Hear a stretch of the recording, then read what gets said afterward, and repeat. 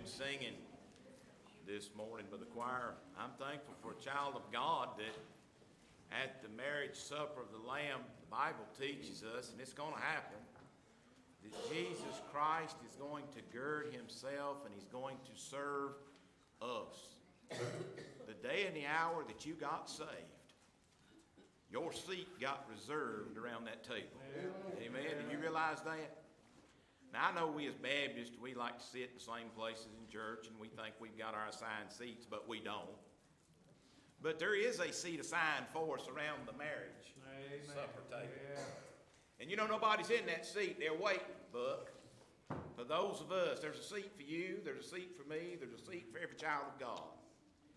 And guess what? If you're here today and you're lost without Jesus, there's a seat there for you, but it's not reserved yet. Yeah.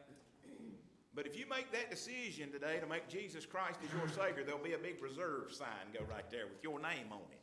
Amen. Waiting. Yes, A great seat. You say it is? Yeah, because the Bible says that once you're saved, we will be joint heirs, heirs and joint heirs with Jesus Christ. I'm talking about a feast in the king's house, given by the king, served by the king, all the royal adornments that go along with it, and our seats reserved.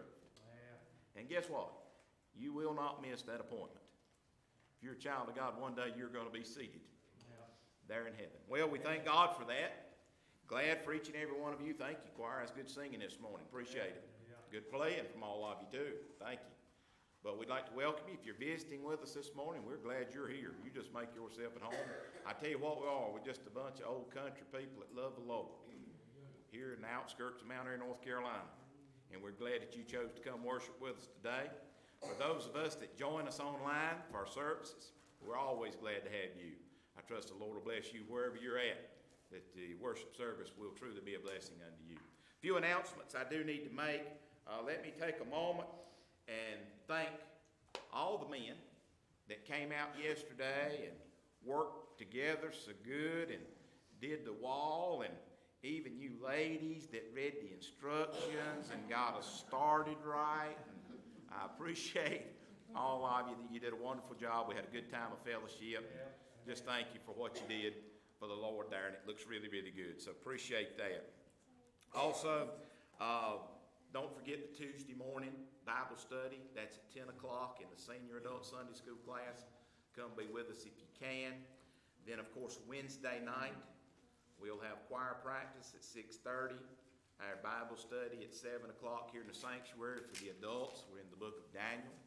And then Bible study and activities for our youth down in the Christian Life Center Wednesday night at 7 o'clock as well. So you come be with us Wednesday night if at all possible. And let me make mention of this. I know we've had some beautiful, beautiful, warm winter days up until about right now. But in case we do have bad weather and it affects our meeting times on Sundays or Wednesdays or whenever we're meeting, the announcement will be put out there on Facebook, on our Facebook page, and it will also be on WXII and WFMY TV stations down at the bottom of the screen. So if the weather gets bad and we ever have to cancel or delay services, that's where it would be. And I will tell you, we'll try to make those announcements as quickly as we can if we run into that, okay? So anyway, do remember that. Also, Friday night, January the 31st, we're going to have a movie night. And this is for everybody, whoever wants to come. Friday night, January the 31st, it will start at 7 o'clock down in the Christian Life Center. I done forgot the movie, Tim. What was it? Overcomer will be the movie. There will be hot dogs, nachos, popcorn, all the goodies, and any desserts that you might want to fix up for us. And we'll help you eat them. So that'll be Friday night, January the 31st. Of course, all this is weather permitting. I hope you understand. And then the following Friday night, on February the 7th, will be basketball night. I couldn't help it. I had to look back there at Andy and Travis. They didn't exactly grin. They almost frowned. But anyway, y'all got time. Stretch, do calisthenics. You'll be ready. Okay. So Friday night, February the 7th, will be basketball night again. So remember that. Any more announcements we need to make? Next Bible study is the 15th of February. February the 15th is the next ladies' Bible study at 10 o'clock. I appreciate this ladies' Bible study. I think it had a great number yesterday. I know they got a great teacher, so we're thankful for that. You continue to pray for that. Come be a part of it if you can. I'm sure we'll have some of these things in the bulletin for the future for you, okay? Any others? If not, our prayer time, those that we mentioned this morning at our 9:30 prayer gathering. But I want to mention our immediate concerns here in the church, certainly the lost. If you're here today and you're lost, don't you know you're being prayed for? Not just by me, you're being prayed for by numerous people. You have no idea. We want to see you get saved. Today's your opportunity. You can get saved today while the Lord's dealing with you. I trust you'll make that decision. J.D. and Marley, you know the situation. You remember them. They're both very sick, need our prayers. Mike Estes, he's not doing well. He's at home. He needs our prayers. We got a lot of folks sick out today from the church. I thank God for the good number that's here, but we got a lot of folks out sick. Connie, remember her? She's sick with that leg. Sky Peel, Luke and Ruth Oakley, Frenchie, Rodney Taylor, he's going for heart surgery this Thursday. Remember him and his family. Betty Cox, Rita Martin and her family. Imogene, I think Roland had to take Imogene home, and you remember Imogene's having a hard time right now. Y'all pray for her. Pray for Roland as well. Roland had some blood work done. Won't hear from him until this week. But, they're trying to find cancer with him. So y'all remember Roland and Imogene both. David and Ruth Hawk, still remember them. Jimmy and Evie, certainly remember them. Bertha Kane, Peggy Newman and her mother. Ernie, he's out sick today with the crud. Caleb, he's out sick today, not feeling well. So let's remember all these. Are there any you want to mention that I have forgotten or left off?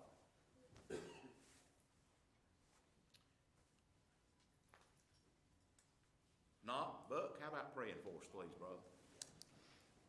Lord, we thank you for this precious, precious day, morning, you allow us to come together, Lord.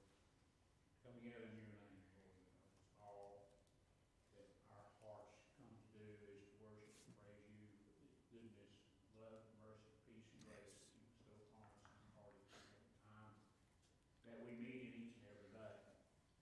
Many prayer requests have gone up, Lord, people who are sick and afflicted in many different ways, whether it be physically, financially, whatever that need might be, Lord, we ask that you meet that need. Thank you for this church, my Lord, the unity, the fellowship, the love, peace, and grace that's in this church. And the Holy Spirit moved in and out. Yes. I know it's here today, Lord, I already felt it. Yes. I know it's here, Lord. We thank you for that. Brother Joey, as he brings a message this morning, lift him up, undergird him, give him words of knowledge, peace, and grace to his heart, and our heart, that we're in need of, Lord, that we might take it out into the highways and hedges, Lord, tell these people about Jesus Christ, Lord, and Savior. Because that's the most important thing we can do, Lord. I know the lost is the most important and the very top of our list. Lord. Yes. We ask that you give us. We can't save them, Lord, but we sure can help them. Yes, that's right. Christ, our Lord and Savior. We sure can do that, Lord. Now we just ask you to go with us in this service, Lord, again, that you fill it with the Holy Spirit, each and every heart that's here. Whatever will be done and said will be in your holy name. In Christ's name we pray. Amen. Amen. Thank you, Bud. Appreciate the good, humble prayer. If you're able, please stand with us together and turn in your blue hymnal to page 449, Because He Lives. 449. We'll sing the first and the last verse. 449.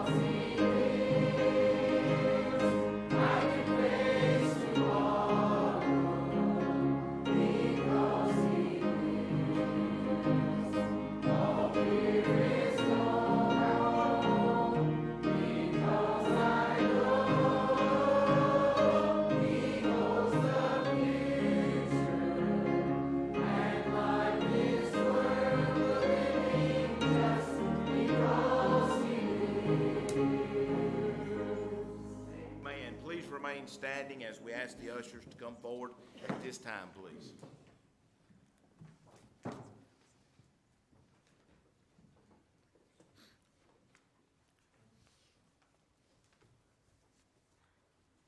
Luke, would you ask the blessing on the tithes and offerings, please? Father, I just want to thank you for this day, Lord. Yes, God, I I just thank you for the blessing that we have. Yes, yes. God, I just come through this morning, just ask you to bless in this service. I ask you to bless Brother Jordan and his parents, to pray for bread of life, Father.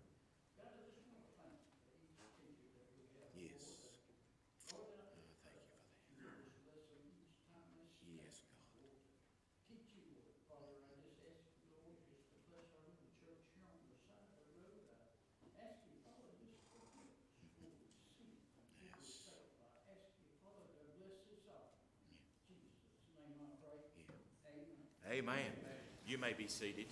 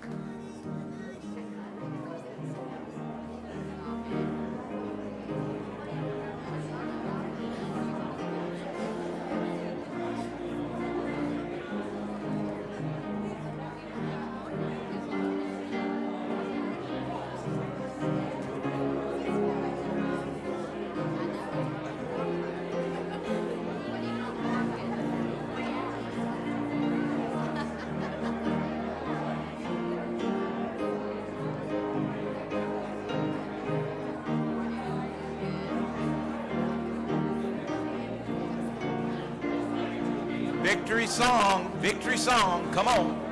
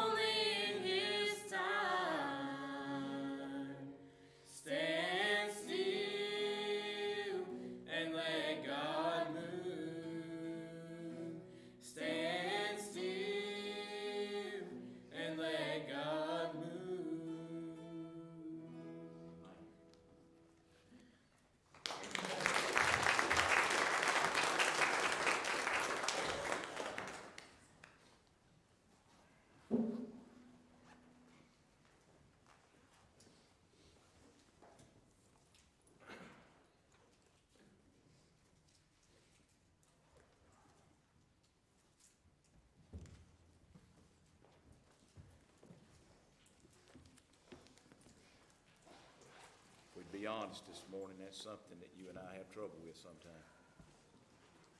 We're impatient. Yeah, hey, It's hard to wait on God. right. Apostle Paul says, when you've done all else, stand. It's hard to stand still sometimes, huh? Yeah, hey, We want God to move and do something right now and do it just accordingly, and we want to see our Sunday school classes bust out at the frames, and, we want our health to be good, and we want our finances great, and we want every problem fixed, and how do you grow in those situations? When you get everything you want, whenever you want it, however you want it, how do you grow? yeah, We need to learn to stand still and let God move. And when He moves, it'll be the right movement. right. I promise you.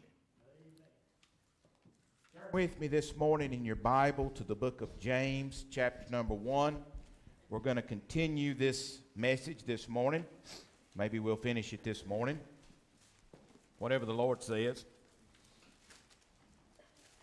James, chapter number 1. Started preaching last Sunday on a thought of cleaning out our spiritual closets. Cleaning out our spiritual closets. I think we laid some groundwork there. Let me read a few verses starting in chapter number 19. Love to hear those pages turning in the Word of God.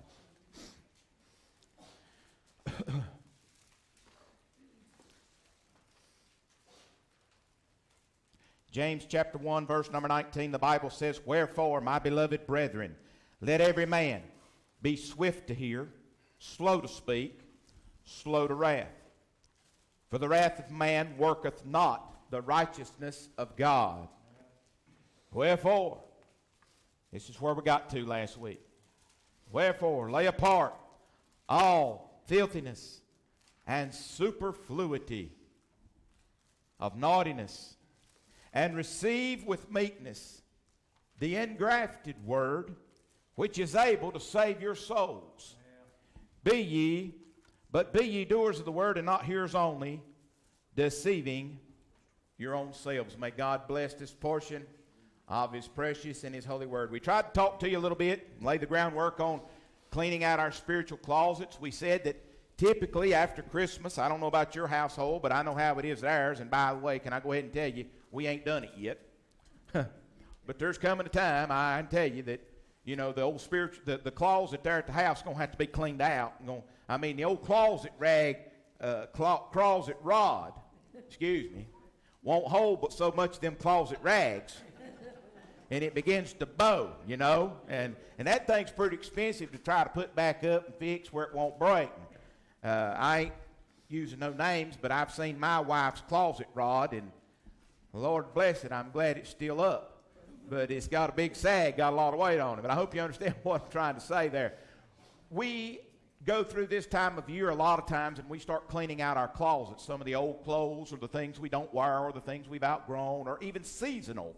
We'll put up the spring and summer stuff and get out the fall and the winter, and we start wearing that. And then when fall and winter starts coming to a close, we start getting the spring stuff out, don't we? What do the department stores do? You go to the department store here in about another month maybe, and you try to find winter clothes, it's going to be hard. They're already going to have the spring stuff out, getting you ready to buy spring and summery type clothes. What we read last week there in verse 19, I believe is the instruction on how you and I are to begin to clean out our spiritual closets. Now, I don't know about you, but I've done it a few times there at the house, and Lord willing, maybe I'll do it again, but it's sort of like painting. I don't know if you like to paint or not. Painting don't really bother me. I don't mind painting. But I tell you what I don't like. I don't like the start, getting everything out, getting the can ready, getting the pan shut, get all my drop cloths down and get all my brushes and my rollers out and all that stuff. I don't like to start. And I tell you something else I don't like to clean up when it's done. The clean up, cleaning up the mess, the paint afterwards. And that's what happens. And if you and I would be honest today in our spiritual closets, James gives us the instructions. What does he say? Let's be swift to hear, because if we're not careful, we'll say, let's let the closet go this year. I'll let some stuff stay in there, and then next year I'll clean it out. I'm going to fit back in some of that stuff anyway, so I don't need to get rid of it. You understand what I'm saying? We do that physically, but guess what you and I do spiritually if we're not careful? We keep the garments in our spiritual closet that the devil throws out there when we need to be getting rid of them. You say, but preacher, some of these old clothes, they ain't hurting nothing. I've got them stuffed back there in the corner. They ain't really hurting anything. I don't wear them. I don't use them. You can tell me that all day long, but sometime throughout the year, you're going to look back in that corner to view them. Even if you don't put them on, you'll see if maybe I've lost enough weight now I can fit in that. You'll pull it out, take it over there to the bed somewhere, and try it on. Am I making headway today? And if you and I aren't careful as Christians, I'm talking about our spiritual closets, the things that we're hiding in our spiritual closet that we should have got rid of, we should have thrown away. I'm not even telling you to donate this stuff, because this stuff don't even need to be donated. It just needs to be done away with, burnt, thrown in the trash, whatever. But if we're not careful, we're harboring some things in our spiritual closets, and we say, preacher, I don't use that stuff anymore. I don't do it no more. I'm sold out to the Lord now. I don't use those things. But if you'd be honest, because I know I'm in the flesh just like you are, there are times we'll take a peek. Maybe even pull it out. Maybe even try it on, even though that's not who we really are. But we'll put it on for size. Just preaching.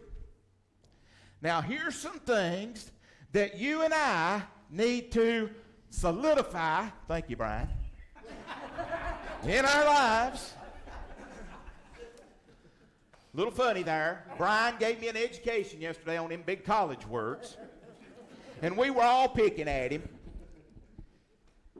And I said, somebody asked me, you going to use that in the sermon tomorrow? I said, oh, most definitely. I got a place for that. That word solidify means to make concrete, right? To make sure, steadfast. There are some things that you and I need to solidify in our spiritual life if we're going to be the kind of Christian that God wants us to be, not only in 2020, but in the years that lie ahead.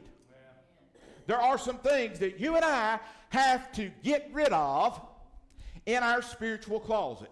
And here it is. It's not my outline. It's God's. From God's precious and His holy word through the inspiration of James. And this is what it says. Wherefore, lay apart all filthiness. Filth is filthy, ain't it? Hello? Now, I don't believe you've got a lot of filthy, dirty clothes in your closet. But I can tell you this, spiritually speaking, there's some times we got some filthiness hanging around in our spiritual closets. And what does the Bible say? It says lay it apart. In other words, don't even let it touch the other garments. Don't even let it be assembled with the other garments, but lay it apart. If you lay it apart, you're not tempted to mess with it, are you? He says lay apart all. I'm a word person. What does all mean? Everything that is filthy, everything that is nasty. There's people today that tries to justify little sins in their lives, and they say, well, this ain't too bad, preacher, and this ain't too bad, preacher, and this is a little white lie. I remind you, a little white lie is the same as a big black lie. It's sin in the eyes of God. We need to lay these things apart. You say, what is filthiness? Well, I tell you, we're living in a world today when it's full of filth. It is moral corruption. And you and I, we see it on the television. Hello, we need to get it out of our spiritual closets. We listen to it on the radio. We need to get it out of our spiritual closets. We experience it on the workforce with those that we work with. You say we do, preacher? Yes, we do. It's called filthiness. And if you're not careful, you'll be around it long enough. You'll keep it in your closet, even though you say you're never going to wear it. You say you're never going to use it. But somewhere throughout the year, if you ain't careful, you'll take a peek and you'll end up sharing in the filthiness and the moral corruption of this world. And James says, lay it apart, get rid of it, don't have it in your life. Right. What else are we to get rid of? He tells us right here, superfluity of naughtiness.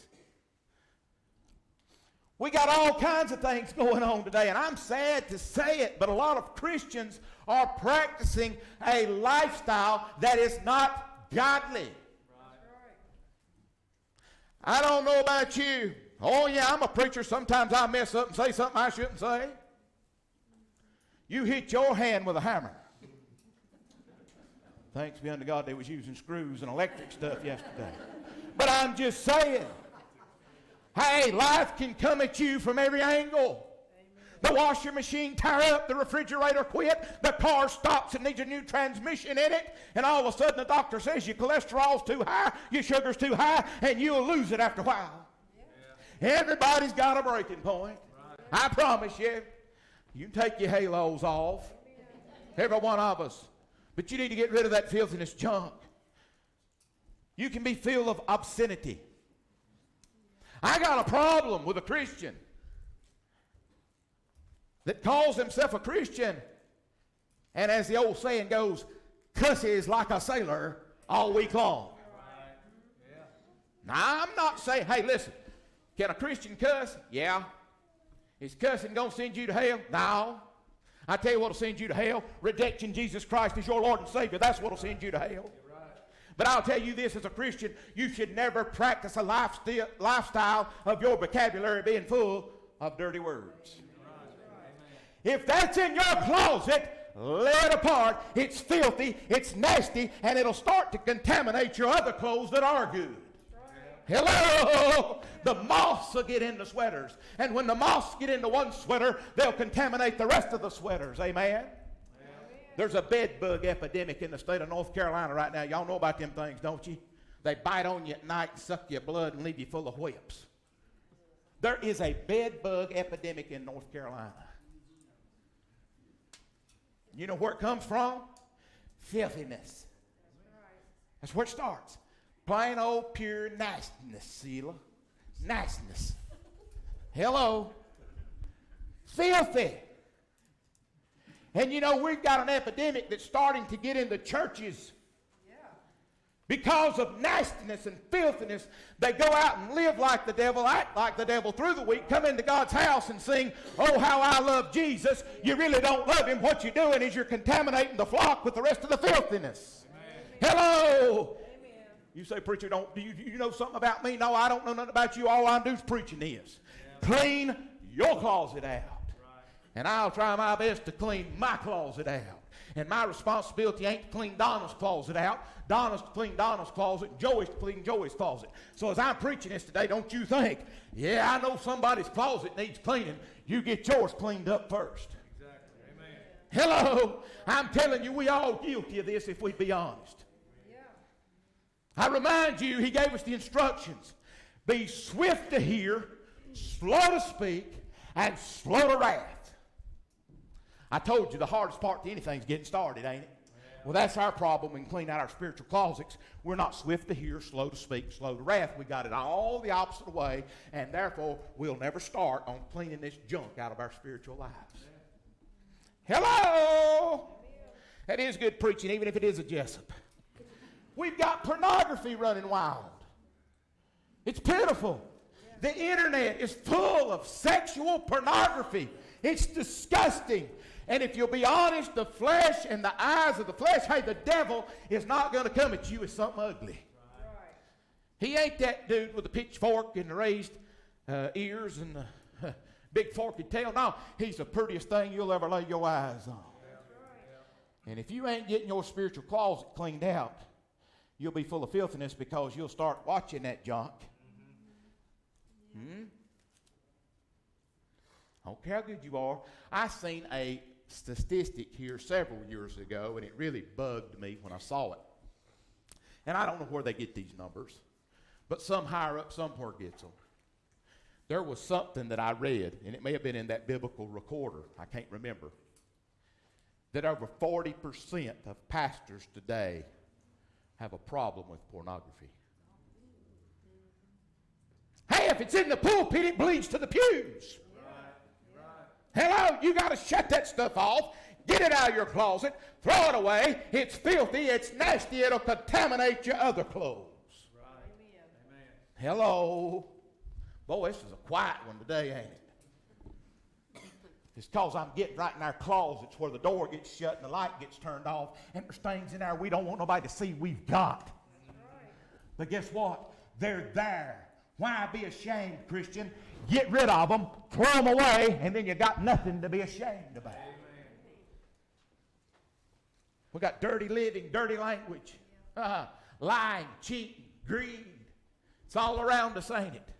Sure it is. Used to, I could go up to somebody. I've heard my daddy and grandpa and them talk about it. Maybe a neighbor there in the community have a piece of land, Charlie, and them go up and say, I'd like to buy that land. Would you sell it? Yeah, I'll sell it. What would you take? They give them a price. They shook on it. That's a good deed. It's a done deal. Wasn't nothing going to break it. Hey, because their word was their bond. Today, you go try to buy a little piece of land and you got to sign a stack of peppers that thick, and what you signed, let me go ahead and tell you, ain't worth the ink you wasted writing on it, because there's a slick enough lawyer that can tear into it, and if somebody's got enough money, they jerk it right out from under you. Lying, greed, stealing, cheating needs to be took out of a Christian's spiritual closet. Then it says superfluity of naughtiness. That's another one of them old big words. You look that up in Webster's, it says surpassing specified limits. In other words, let me put it to you in an illustration. I'm trying to hurry. How much pressure does these fire hydrants build out here with water in them? I don't know. All I know, I've seen them. They turn them things on and the water will just hit a sweep your car off the road, won't it? Now, a kitchen faucet has a limit on it. It's not designed to handle that kind of water pressure. If you tried to run that kind of water pressure through a kitchen faucet, it'd blow it straight through your window, right through the wall of your house like a missile. Superfluity of naughtiness is it exceeds limits. You said, okay, so the Bible's saying we as Christians have limits. No. Naughtiness comes with a child, okay? Listen to me.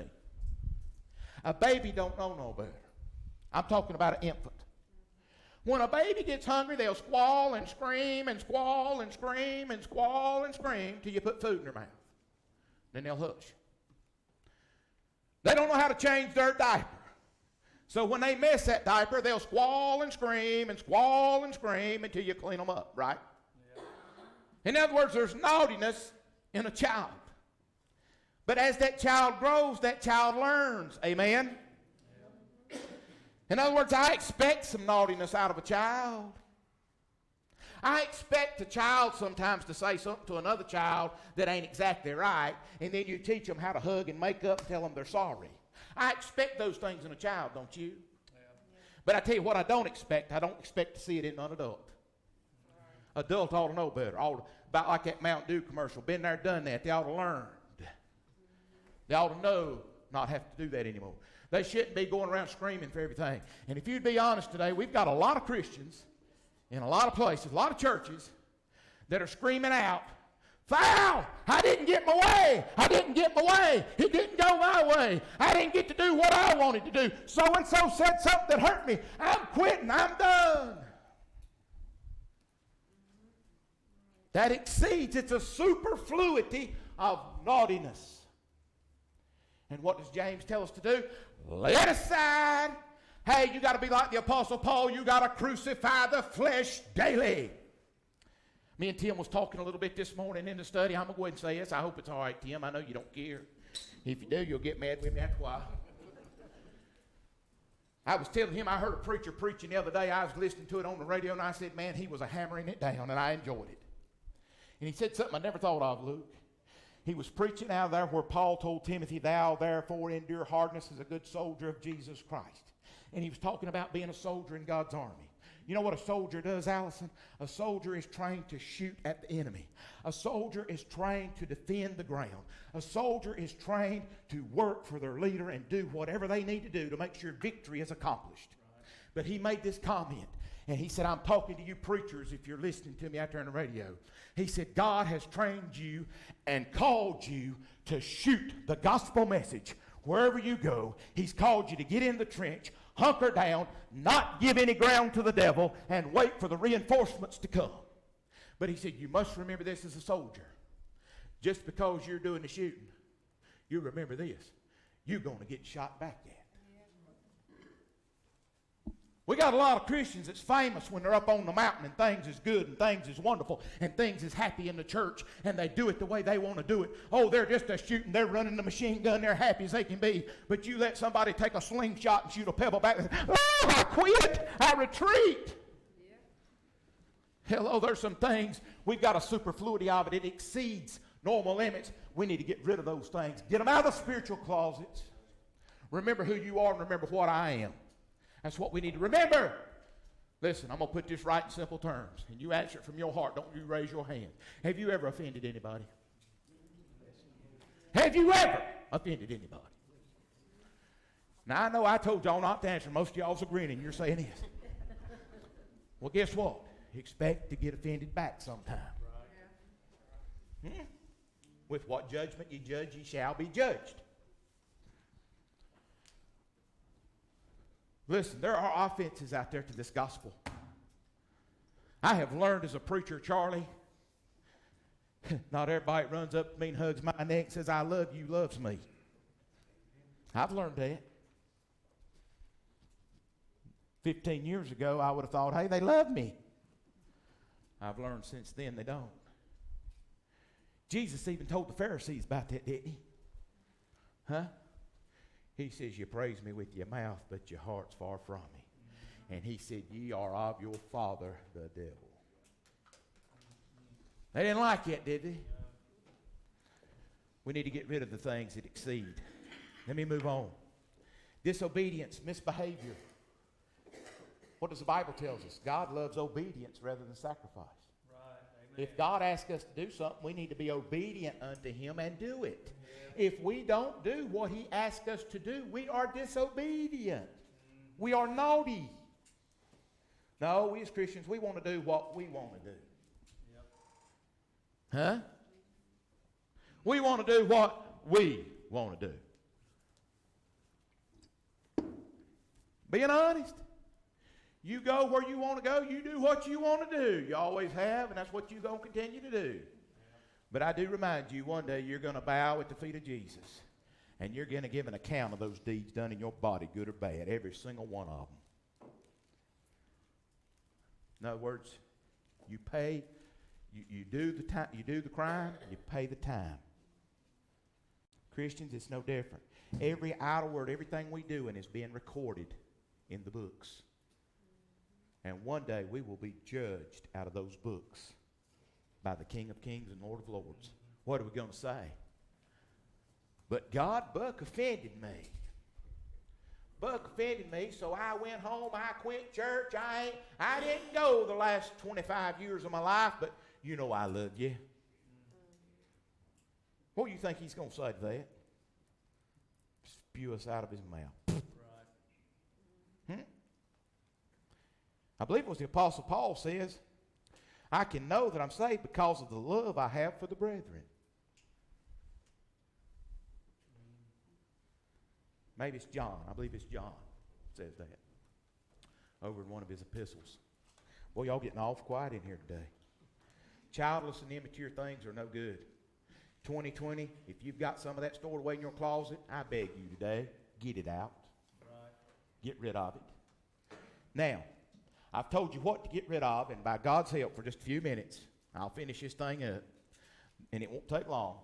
There's some things that we need to wear. So there are some things to keep in your spiritual closet that God approves of. These things I've just tried to tell you about, God don't approve of those. It don't change the fact you may wear them, but God does not approve of it. But here's some things He does approve of. It's real simple. Latter part of verse 21, and receive with meekness. Here it is, meekness, not weakness. What is meekness? It's real simple. And this is the hardest thing that you and I would put on today, but you can wear it 7 days a week, 24 hours a day, and it'll never get dirty. Does that sound like something you want to buy? It got washed one time. You say it did? It got washed in the blood. Amen. It don't have to be rewashed. Right. Hello. It'll never get dirty. It'll never get soiled. And that is simply this, the garment of submission. Being submissive unto God. Verse 19. What did it say? Swift to hear, slow to speak, slow to wrath. If we would follow God's instructions, Kevin, we would be well on our way to being submissive unto the will of God in our lives. That's what's missing today.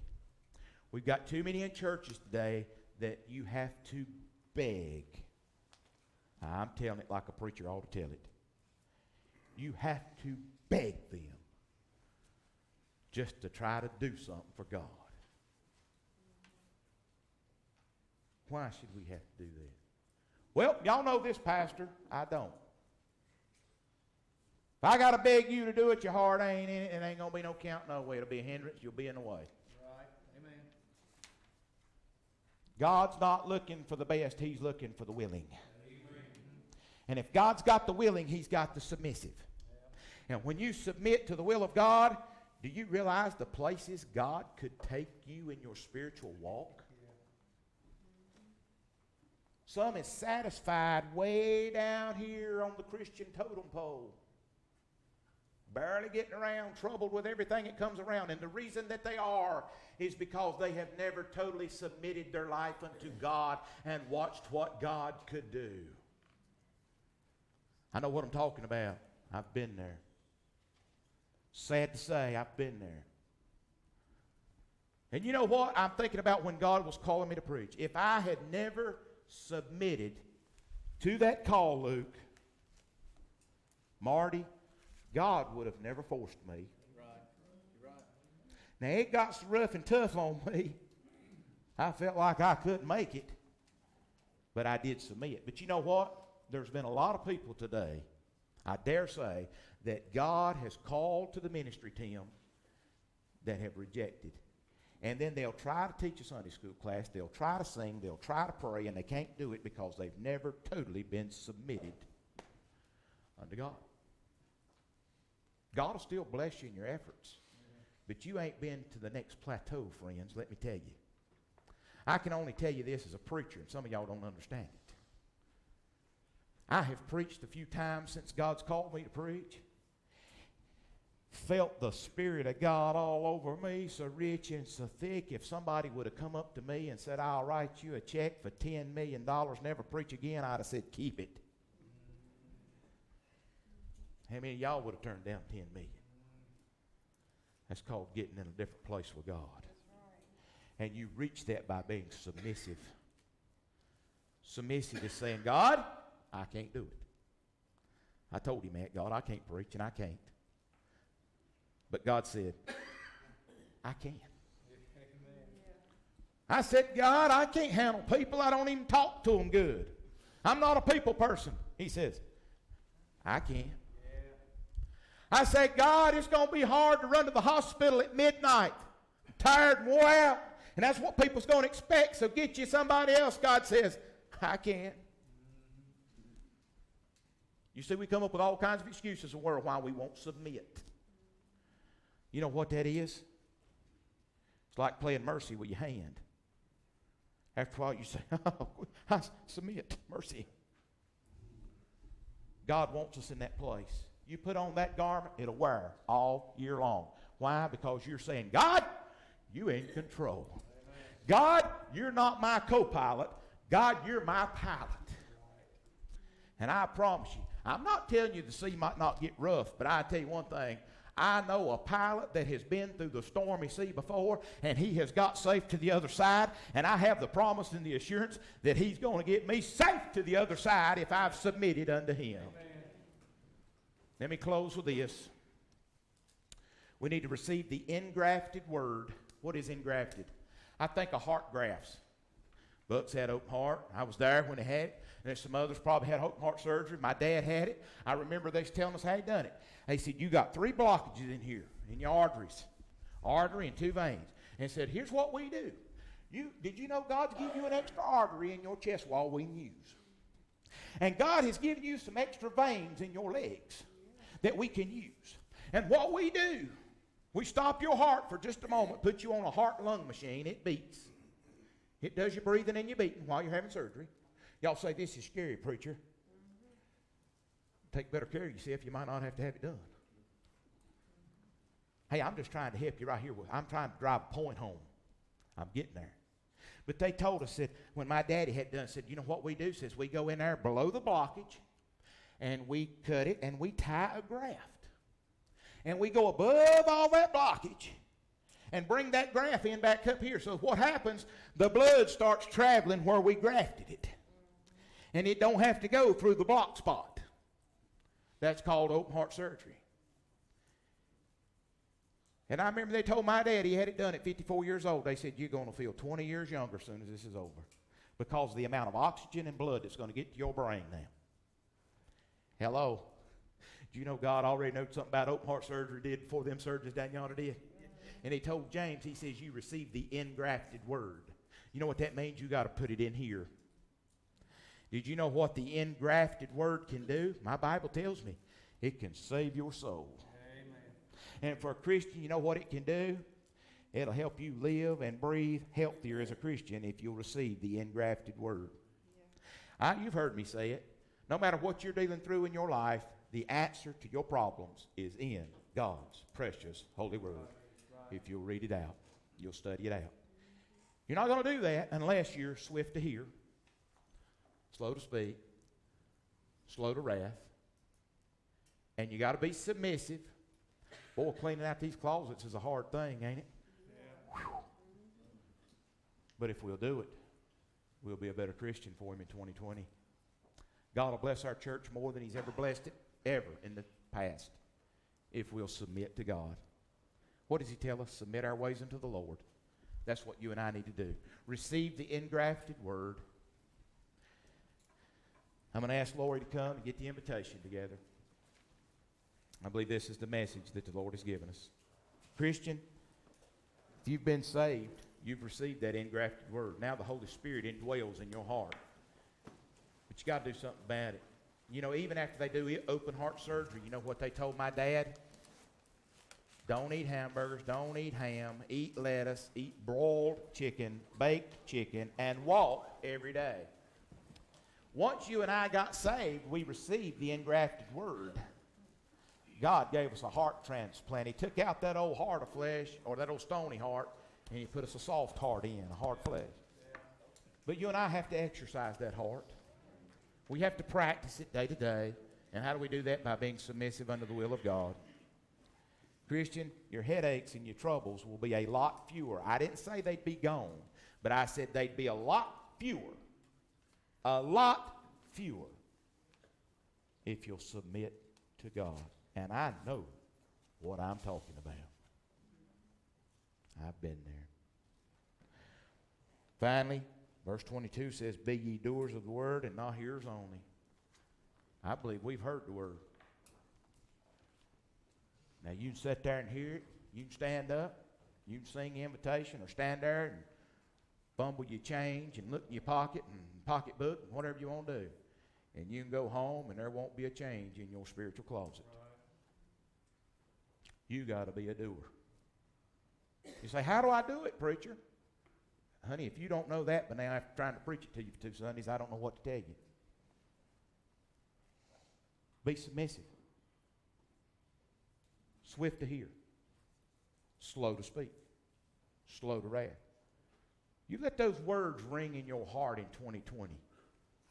Watch what God will do right here. But don't you get it in the opposite order, because you watch God tear your playhouse down if you do. That's from above. The invitation is yours. I beg you right now to be intuitive. Another big word I learned yesterday. Here at this invitation. You've received knowledge. Put it to action. Put it in your mind. Do something about it. That's being intuitive. You know how you become intellectual? You learn something. I told some of them down there yesterday. I was talking to them. I said, you remember this. Mankind can take your money, take your house, take your guns. I didn't tell them all this, but I was making a point. Mankind can take everything you got. But what education you put in here, man can't take it away. Put God's word in here. Let it engraft you. Let it make you a new man, a new creature, a new woman, new boy, new girl in 2020. And when it gets right here, it'll start getting right here. Get it right here, and it'll get right up here. That's all I got to say. Invitation's yours while we stand. If you're here and you're lost, you need to come to Jesus. You need to be saved.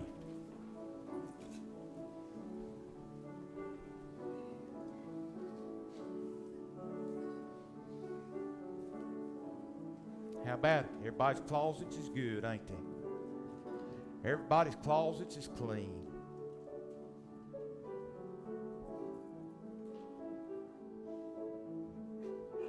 Here's the submissive. They had no idea what I'd be preaching today. I surrender all. Not most, but all. That's how you submit. How about it, lost person? God's knocking at your heart's door. You need to be saved. I remember the day I got saved, Peggy. I don't even know what that preacher preached. He could have preached on adultery as far as I know, but the Lord was dealing with me so heavy, I just wanted to get saved. I took the first step, thanks be unto God. Jesus has held me. All these many years, Luke, even when I tried to squirm out of his hand, he held me. How about it? You're not fooling anybody but yourself. Just like James says, if you're a hearer of the word and not a doer, you're only deceiving your own self. That's what the word says.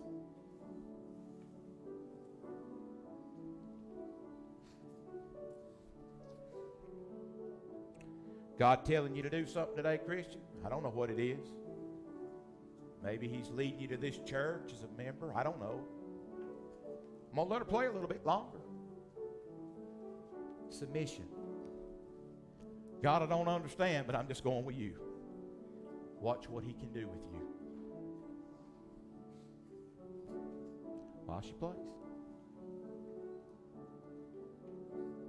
I believe the invitation is sufficient. God bless each and every one of you, is my prayer. Does anybody have a word for the Lord before we go? It's been good to be here.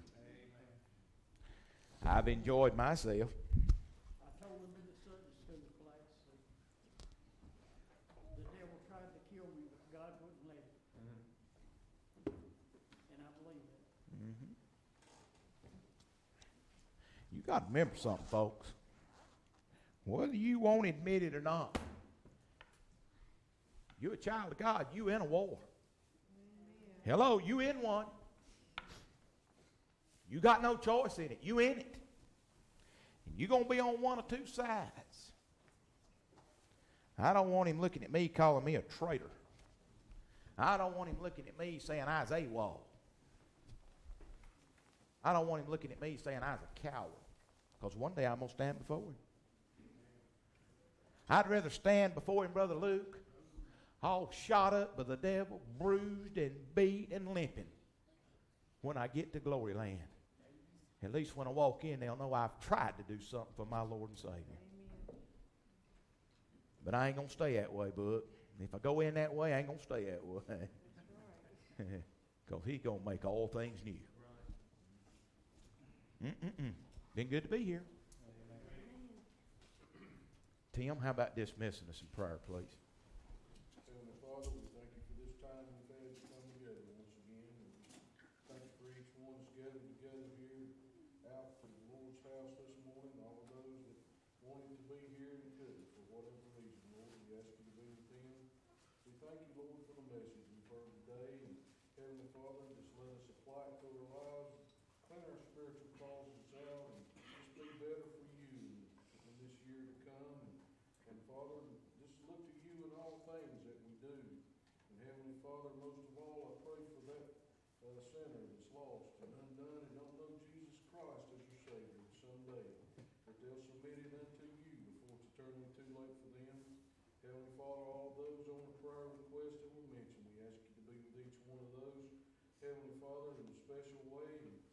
comfort him as only as you know how. Heavenly Father, be with all the churches around us that needs pastors, be with them. Heavenly Father, be with the preaching brother that stands in the pulpits, Heavenly Father, and just give him the right words to say that the people stand in need of. And Heavenly Father, I ask you to be with the churches without pastors. Just search and find a man of God that's willing to serve you. Heavenly Father, once again, just lead, guide, and direct us along this old life's journey. And Heavenly Father, we thank you for what you're doing, what you've done, and what you're going to do, Heavenly Father. We just thank you and give you all the praise, the honor, and the glory that you deserve. Heavenly Father, until we come back again, give us traveling grace until the next appointed time when we meet together. Heavenly Father, we thank you. We love Jesus. Amen. Amen.